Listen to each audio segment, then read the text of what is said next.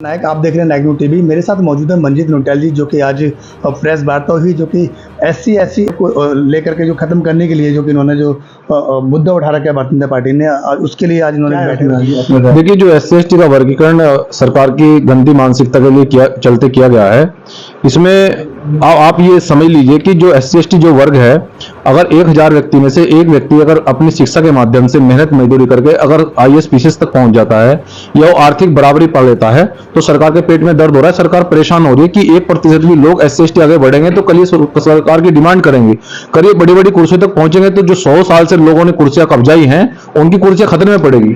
लेकिन हम ये पूछना चाहते हैं सरकार से कि आप जो क्रिमिनल एयर की बात कर रहे हैं सर, आप उस क्रिमिनल एयर से बात कीजिए जो लोग, जज का बेटा वर्षों से जज बनता आ रहा है, विधायक का बेटा वर्षों से विधायक बनता आ रहा है, मुख्यमंत्री का बेटा मुख्यमंत्री बन रहा है, और जितने भी सुप्रीम कोर्ट में जजेस हैं सर, उसकी रिपोर्ट सार्वजनिक क्यों नहीं करते आप? और जितनी भी स्टेट है, मान लीजिए सबसे जो बड़े स्टेट हैं, उत्तर प्रदेश, बिहार, मध्य प्रदेश, राजस्थान, ऐसे स्टेटों की आप लोग सार्वजनिक रिपोर्ट क्यों नहीं करते?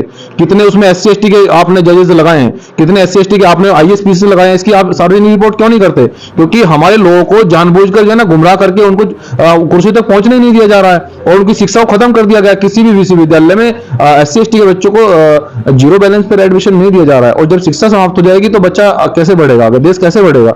तो जो सरकार की जो मानसिकता है SC/ST के खिलाफ, ये जो आर्थिक गैरबराबरी करके ये SC/ST को लड़ने का जो प्रयास किया जा रहा है, भाई को भाई में भिड़ाया जा रहा है, तो इस मानसिकता के द्वारा हम अपने बहुजन समाज से भी अपील करते हैं कि इनके बिल्कुल भी हमें बहकावे में नहीं आना है। ये वही लोग हैं जिन्होंने SC/ST में बदलाव किया था, ये वही लोग हैं जिन्होंने सारे सरकारी विभागों को प्राइवेटाइजेशन कर दिया, हमारा आरक्षण समाप्त कर दिया। क्या हम लोग इनसे उम्मीद करें? क्या जो जितने देश के अंदर देखिए, जैसे कि आप पूरे देश में अगर हम लोग अपर कास्ट की बात करें, हर परिवार में स्त्री रहती है, हर परिवार में जो है ना मनुष्य रहता है, लेकिन दलित परिवार के साथ में ही जो है ना मनुष्य के साथ में और स्त्री के साथ में उसके साथ में अत्याचार क्यों होता है? ये केवल आर्थिक गैरबराबरी से हो रहा है सर, ये आर्थिक सामाजिक गैरबराबरी से हो रहा है। और जब तक आर्थिक और सामाजिक गैरबराबरी समाप्त नहीं होगी सर, हमें आरक्षण की आवश्यकता है। और जो बात आप कर रहे हैं कि आजादी के इतने साल बावजूद भी, आप देश का डाटा उठाकर देखिए कि आज भी देश की आजादी के इतने वर्षों बाद भी आज हमारे लोग बद से बदतर जिंदगी जीने के लिए मजबूर हैं। आज भी हमारे लोग शिक्षा नहीं ले पा रहे हैं। आज भी आदिवासी लोग, आप इधर दक्षिण में जाएंगे आप लोग तो आज भी वो जंगल में रह रहे हैं। तो कौन सी क्रिमिनल की बात कर रहे हैं आप लोग? गुमराह कर रहे हैं समाज को। अब समाज गुमराह नहीं होने वाला, हमें कुर्सियां चाहिए, और कुर्सियां चाहिए, हमें अधिकार चाहिए। हमारे जज कितने आप लोग दे रहे हैं सुप्रीम कोर्ट में, हमें वो चाहिए। हाई कोर्ट में कितने जज लगा रहे हैं वो चाहिए। देश के अंदर IAS PCS को कितनी तैनाती दी जा रही है वो चाहिए, और जीरो बैलेंस पर एडमिशन शिक्षा में दी जाए।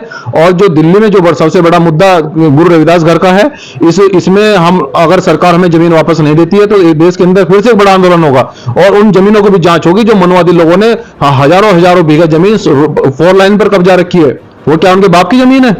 हम ये पूछना चाहते हैं सरकार से, आप अगर एक देश बहुजन समाज के एक बड़े महापुरुष अगर 100 जगह में अगर अपना उनका बैठने का, जहां तक वो रहते थे गुरु रविदास जी, जहां उन्होंने एक समानता का संदेश दिया, अगर वो वहां उनके लिए हमारे जो उनके अनुयायी हैं उनके लिए अगर वहां बैठने उठने के लिए 100 गज अगर सरकार जमीन दे देगी तो कौन सा बड़ा प्रलय आ जाएगी? सरकार उस जमीन के हमसे पैसे मांग रही है। लेकिन हम ये कहना चाहते हैं सरकार से कि देश के अंदर हमारी इतनी जनसंख्या है, हम एक रुपया इकट्ठा करने के लिए देने के लिए तैयार हैं, लेकिन सर फिर सारी जमीनें खाली होंगी, सारी जमीनों की कीमत लगेगी। जो लोग हजारों वर्षों से अपने आश्रम बनाए हैं वो जमीनें खाली करे सरकार।